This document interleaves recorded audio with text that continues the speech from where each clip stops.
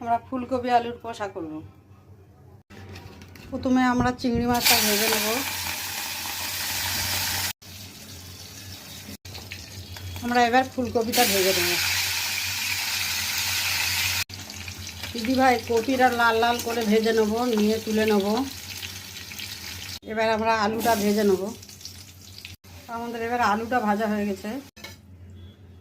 এবার আমরা ফোড়ন দেবো।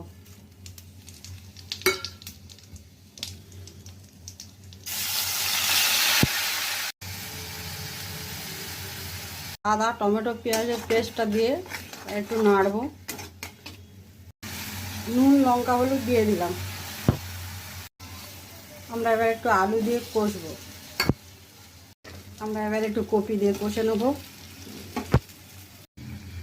আমাদের কষা হয়ে গেছে, জল দিয়ে দিচ্ছি।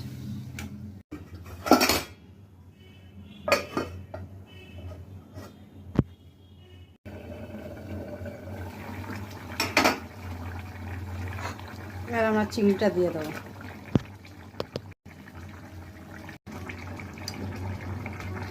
লাবানোর আগে গরম মশলা দিয়ে দিলাম।